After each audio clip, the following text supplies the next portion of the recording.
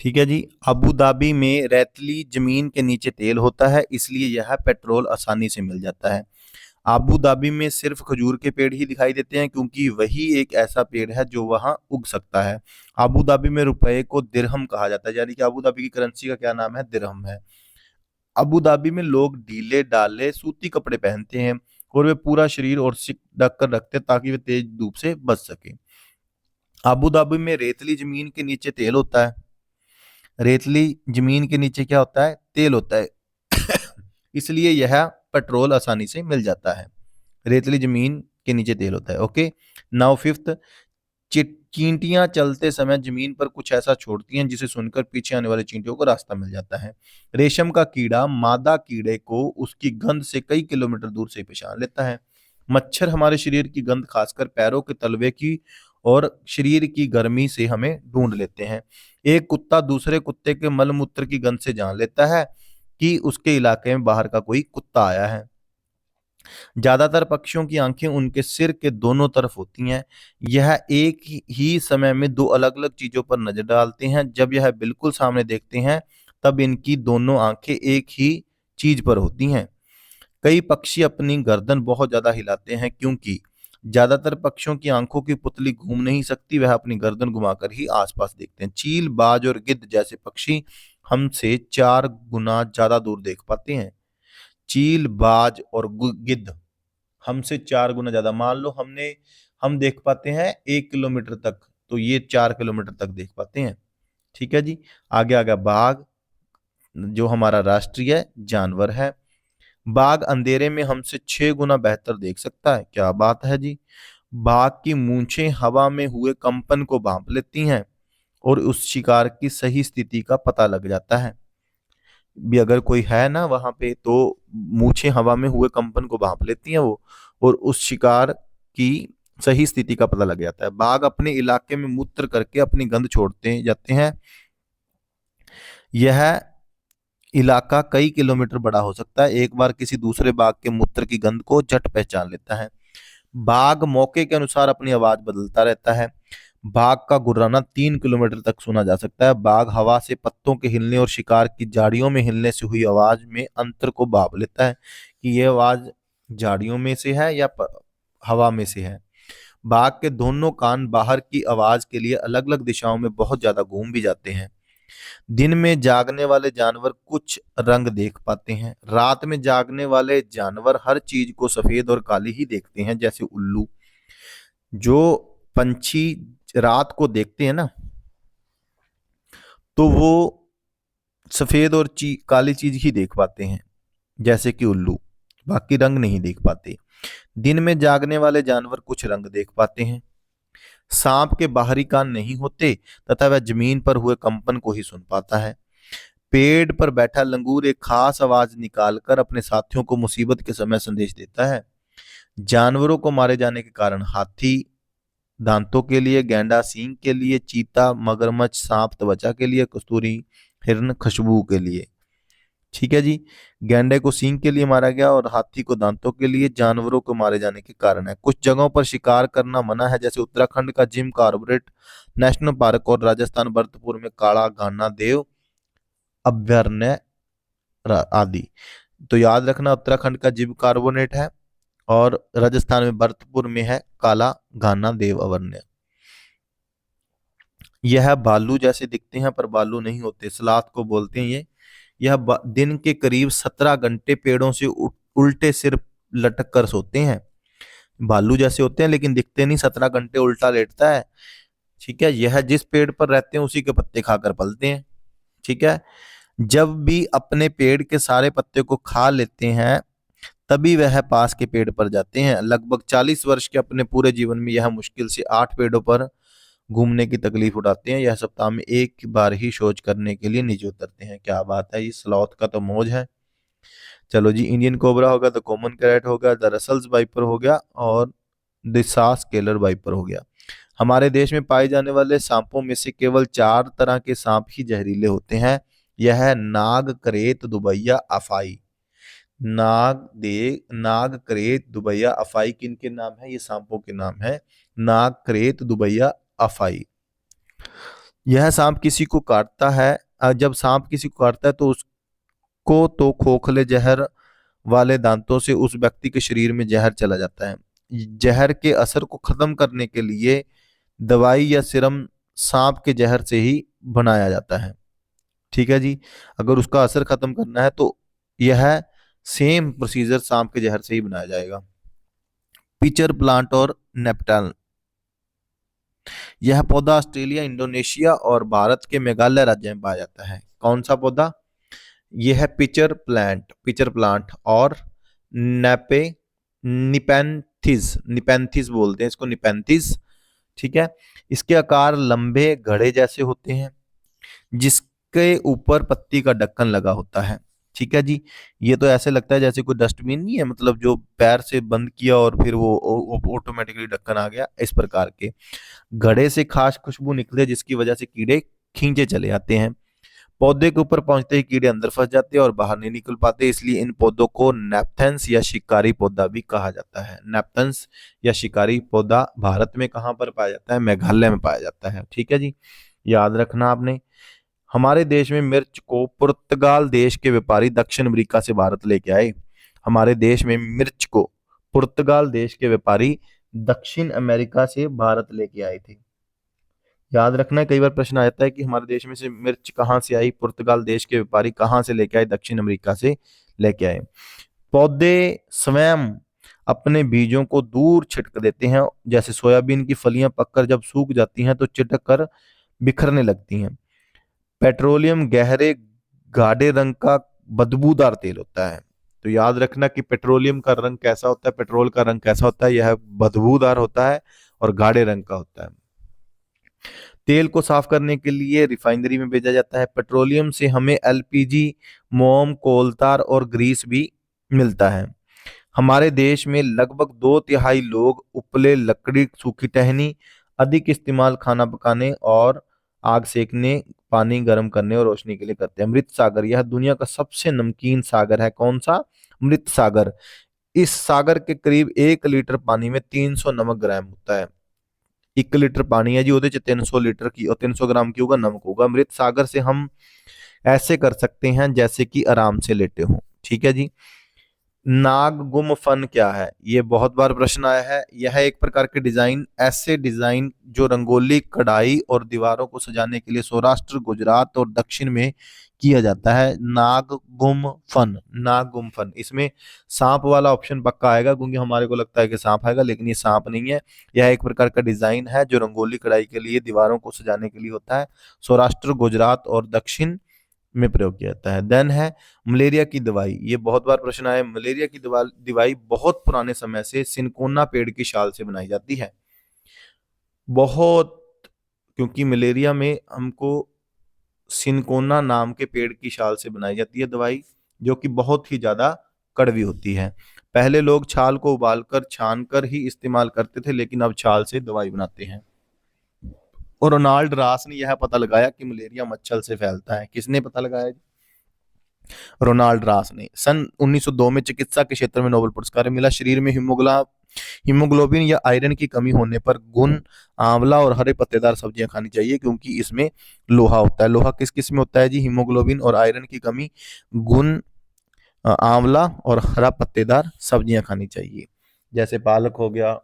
ठीक है जी। फ्रूट में सेब हो गया। ऐसे मुंबई से दिल्ली तक का रास्ता 1400 किलोमीटर का है। मुंबई से दिल्ली तक का रास्ता 1400 किलोमीटर का। ठंडा रेगिस्तान, लद्दाख को ठंडा रेगिस्तान कहा जाता है। लेह के घरों की विशेषताएं, यहाँ के मकान पन्नों को काटकर तथा उन पर मिट्टी और चूने से पुताई करके बनाए जाते हैं। यहाँ के लोग ऊपरी मंजिल पर रहते हैं तथा नीचे की मंजिल पर जानवरों के रहने की जगह होती है और जरूरत का सामान इकट्ठा करते हैं। सर्दी के दिनों में अक्सर परिवार भी नीचे की मंजिल पर जानवरों के पास ही रहते हैं। नीचे की मंजिल में कोई खिड़की भी नहीं थी। छत को मजबूत बनाने के लिए पेड़ों के मोटे तनों का इस्तेमाल किया जाता है। सभी घरों की छतें समतल और छत उनके घर का सबसे महत्वपूर्ण हिस्सा होता है। गर्मियों की तेज धूप में बहुत सारी फल सब्जी सुखा ली जाती है और मोटी मोटी दीवारों, लकड़ी के फर्श और लकड़ी की छत ठंड से बचाने के लिए उपयुक्त होता है। देन है चांगप्पा। चांगप्पा गुमंत श्रेणी के लोग हैं जो हमेशा एक ही जगह पर नहीं रहते। यह अपनी भेड़ बकरियों के झुंड को लेकर पहाड़ों में हरे मैदानों की खोज में घूमते रहते हैं। इन्हीं जानवरों से इन्हें अपनी जरूरत का सामान मिल जाता है, जैसे दूध, मांस, अंडे के लिए चमड़ा, स्वेटर और कोट के लिए ऊन आदि। इस इलाके में 5,000 लोग रहते हैं। किसमें रहते हैं जी? चंगप्पा गुमंतु प्रजाति के लोग हैं। भेड़ बकरियां इन लोगों की सबसे बड़ी पूंजी होती है, चंगप्पा की। ठीक है जी।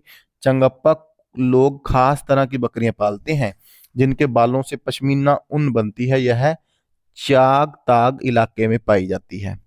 ठीक है जी। चंगप्पा की भाषा में चांगतांग का अर्थ है ऐसी जगह जहां बहुत कम लोग रहते हैं।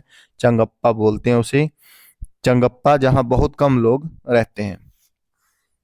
जितनी ठंडी और ऊंची जगह होगी, इन बकरियों के बाल भी उतने ही ज्यादा नरम होंगे, इसलिए चंगप्पा इतनी मुश्किल हालात में भी ऊंचाई पर रहना पसंद करते हैं। ठीक है जी। ये याद रखना आप कि चंगप्पा लोग खास तरह की बकरियां पालते हैं। ठीक है जी। देन है पश्मीना शॉल। इसमें भी पक्का प्रश्न आता है। एक पश्मीना शॉल में 6 स्वेटरों के बराबर गर्मी होती है। तो ऐसे लगा लो कि ठंड के दिनों में अगर आपने इस पश्मीना शॉल अगर ले रखा है तो आपको ऐसे लगेगा कि जैसे आपने 6 स्वेटर पहन रखे हैं और इतनी गर्मी होती है। पश्मीना शॉल को मशीनों द्वारा नहीं बनाया जा सकता।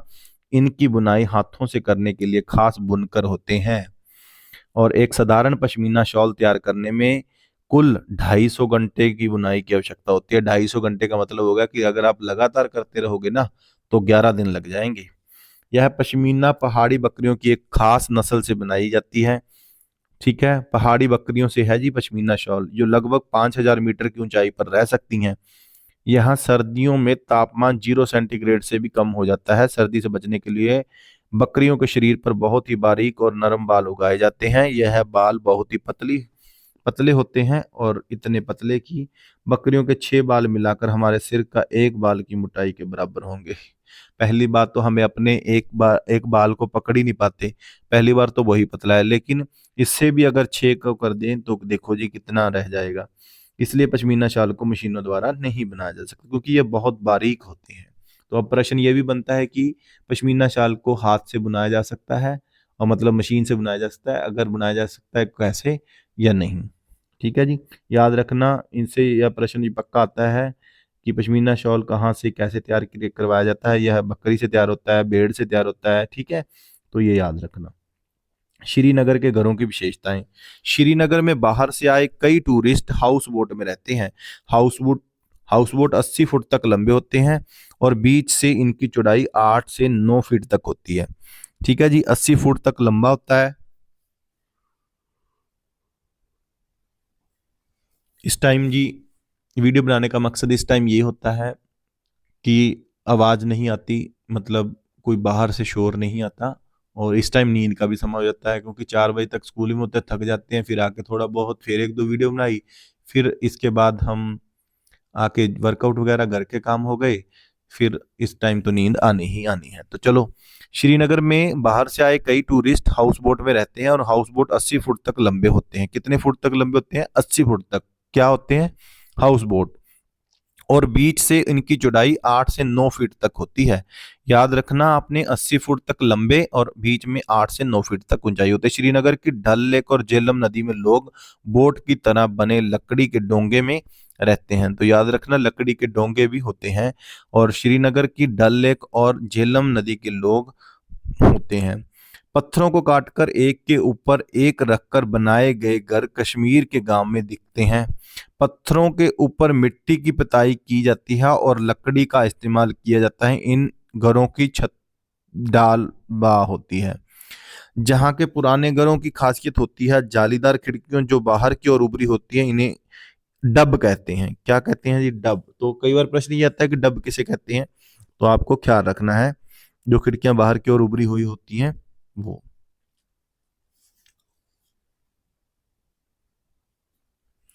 यहाँ के घर पत्थर, लकड़ी और ईंट से बनकर मिलकर बनते हैं। घर के दरवाजे खिड़कियों पर डिजाइनदार मेहराब बने होते हैं। देन है उंदयू। उंदयू गुजराती में उंदयू का मतलब होता है उल्टा। यह गुजरात की बहुत ही प्रसिद्ध भोजन है। उल्टा भोजन खाते नहीं जी गुजरात वाले, याद रखियो। इसे ताजी सब्जियों और मसालों को एक साथ मटके में भरकर उसे सील बंद कर कोयले में मटके को उल्टा रखकर पकाया जाता है। उन दोइयों के साथ मिट्टी के चूल्हे में पक्की बाजरे की रोटी या साथ में मक्खन, दही और छाछ के साथ इसे खाया जाता है। कुड्डुक। कुड्डुक झारखंड के लोगों की भाषा है। कुड्डुक झारखंड के लोगों की भाषा है। कुड्डुक भाषा में तोरंग का अर्थ है जंगल। कुड्डुक भाषा में तोरंग का क्या अर्थ है? जंगल। जंगल अधिकार कानून 2007, यह कानून आदिवासी को जंगल पर उनका हक दिलाता है। जो लोग कम से कम 25 साल से जंगल में रह रहे हैं, उनका वहां के जंगल और वहां पैदा होने वाले जगह पर चीजों पर हक है। उन्हें जंगल से हटाया ना जाए। जंगल बचाने का काम भी इनकी ग्राम सभा करे। झूम खेती, ये भी बहुत बार प्रश्न आता है। इस खेती में एक फसल काटने के बाद जमीन को कुछ साल तक आराम करने देते हैं। मतलब एक फसल काट ली, उसके बाद भाई तू रेस्ट कर ले, उसमें खेती नहीं करते। इस जगह जो बांसियां जंगल उग आता है उसे उखाड़ दे नहीं, बस गिराकर जला देते हैं। इसलिए जमीन की उपजाऊ बनी रहती है। यह राख जमीन में खाद का काम करती है। फिर जब इस जमीन में खेती की बारी आती है तो जमीन को जोता नहीं जाता। जब खेती की बारी आएगी तो जमीन को जोता नहीं जाता, मिट्टी को हल्के से हिलाकर बीज छिड़क देते हैं। एक ही खेत में अलग अलग तरह के बीज जैसे मकई, सब्जियां, मिर्च और चावल बोए जाते हैं। इसलिए मुख्य फसल चावल की ही होती है, झूम खेती। ठीक है। और फसल लकड़ी पर गांव में सबसे बड़ा त्योहार मनाया जाता है। फसल लकड़ी पर गांव में सबसे बड़ा त्योहार मनाया जाता है और सब साथ में खाना खाते हैं और चेराव नाच भी करते हैं। आगे आगे, चुरा dance is a traditional culture dance performed in Mizoram, India, consisting of mostly 6 to 8 people holding a pair of bamboo staves on another। ठीक है जी। Horizontally placed bamboo on the ground. आगे चलते हैं। पूरन पोली क्या है? मिट्टी रोटी जो गुड़ और जाम से बनाई जाती है या मसालेदार कड़ी के साथ खाई जाती है, उसे पूरन पोली कहते हैं। जॉन ग्रेगर मेंडल, इनका जन्म 1822 में ऑस्ट्रेलिया के एक गरीब परिवार में हुआ। किनका जन्म? जॉन ग्रेगर मेंडल का। देखो ये 3-4 रह गए, अब बस अब लास्ट पड़ाव पे हैं हम। मैंने बहुत जल्दी जल्दी करवाने की कोशिश किया, लेकिन अगर आपको इसकी पीडीएफ चाहिए तो मुझे कमेंट कर देना, आपको पीडीएफ भी दे देंगे हम। इनका जन्म 1822 में ऑस्ट्रेलिया के एक गरीब परिवार में हुआ था। इन्होंने 7 साल तक 28,000 पौधों पर प्रयोग किया। किसने किया? जॉन ग्रेगर मेंडल ने। कितने पौधों पर? 28,000 पौधों पर 7 सालों में। इन्होंने मटर के पौधों पर अपना प्रयोग किया। यही प्रश्न आता है ज्यादातर कि मटर के पौधों पर प्रयोग किसने किया? जॉन ग्रेगर मेंडल ने। इनके इंडिया आनुवांशिकता का जनक भी है। इनके सिद्धांत को इनकी मृत्यु के कई वर्ष बाद मान्यता मिली। ठीक है जी। देन आ गया टिन जमीन। क्या अर्थ है? बीज को जितनी जमीन में बोया जा सकता है उतनी जमीन टिन जमीन कहलाती है। मतलब जितना बीज बो दिया उसको टिन जमीन बोलते हैं। क्रोटोन पौधों की जड़ें जमीन में बहुत अंदर नहीं जाती। जब यह मुरझाने लगता है तो किसान समझ जाता है कि खेती को पानी की आवश्यकता है। खेती को पानी की आवश्यकता जब हम समझते हैं कि कितना पानी लगाना है, तो ये सारा क्रोटोन पौधों की जड़ें जमीन में बहुत अंदर नहीं जाती हैं जब यह मुरझाने लगती हैं। सर्वाधिक भीड़ वाला शहर है मुंबई। मुंबई से दिल्ली आने वाले महाराष्ट्र, गुजरात और राजस्थान राज्य से होकर गुजरना पड़ता है। माउंट एवरेस्ट पर फतेह करने वाली पहली भारतीय महिला बिशेंद्री पाल थी 23 मई 1904 1:07 पर। ठीक है जी। 12 वर्ष की आयु में बिशेंद्री पाल ने 4000 किलोमीटर की ऊंचाई चढ़ी। नेपाल में एवरेस्ट का नाम है सागरमा था। बिशेंद्री पाल 30 मिनट एवरेस्ट पर रही। अंतरिक्ष में सभी चीजें बाजू में तैरने क्यों लगती हैं? गुरुत्वाकर्षण शून्य का नियम, चांद पर उतरने वाले हैं। दांडी यात्रा का संबंध किससे है? दांडी यात्रा कब आरंभ की गई थी? दांडी यात्रा का संबंध है नमक से, जो साथ में सविनय अवज्ञा आंदोलन हुआ। दांडी यात्रा कब आरंभ की गई? 1930 में। यह यात्रा कहां से कहां तक हुई? अहमदाबाद से दांडी तक, गांधी जी तथा उनके अनुयायियों के द्वारा। Thanks for the watching. If you like this video, do like, share and subscribe to my channel. Respect women, avoid drug, help need, no farmer, no food, no future। और EVS की यह लेटेस्ट और latest, और latest मतलब इससे बढ़िया class नहीं हो सकती इतने कम समय में। Thank you so much.